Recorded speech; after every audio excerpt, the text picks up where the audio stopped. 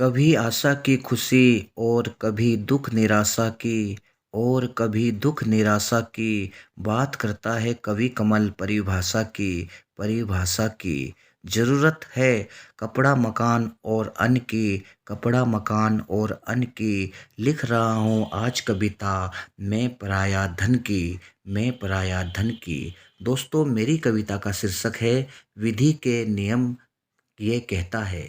दोस्तों, कविता में अंत तक रहिएगा और गौर फरमाइएगा।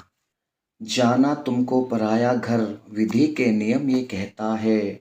जाना तुमको पराया घर विधि के नियम ये कहता है। एक घर से बैंड बाजा तो दूसरा घर क्यों रोता है। एक घर से बैंड बाजा तो दूसरा घर क्यों रोता है। जिस घर में कन्यादान हो भूख लगे ना प्यास। जिस घर में कन्यादान हो भूख लगे ना प्यास। उस दिन घर में होती है माता पिता का उपवास। माता पिता का उपवास। रोक न पाए आंसुओं को अपने पलकों में।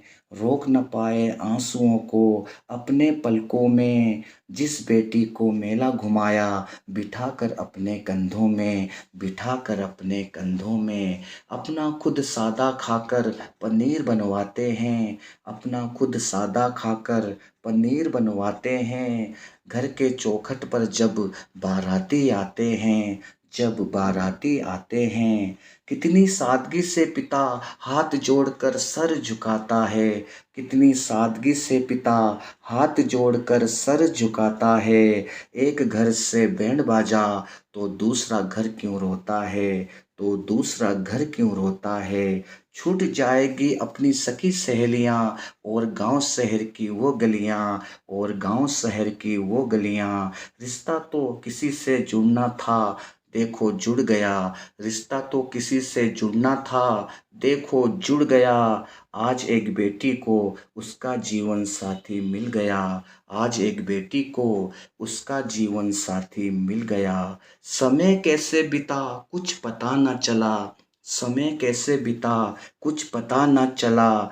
विदाई का वो क्षण रोते रोते सूख गया था गला। सूख गया था गला। जोड़ी मिलाई ईश्वर ने तभी तो विवाह होता है। जोड़ी मिलाई ईश्वर ने तभी तो विवाह होता है। फिर क्यों एक घर से बैंड बाजा।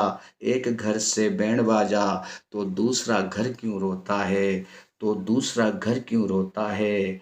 जाना तुमने पराया घर। जाना तुमने पराया घर विधि के नियम ये कहता है।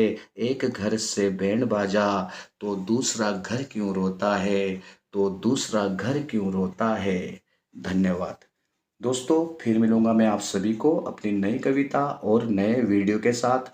तब तक के लिए लेता हूं मैं आप सभी से इजाज़त। जय हिंद, जय भारत, जय उत्तराखंड।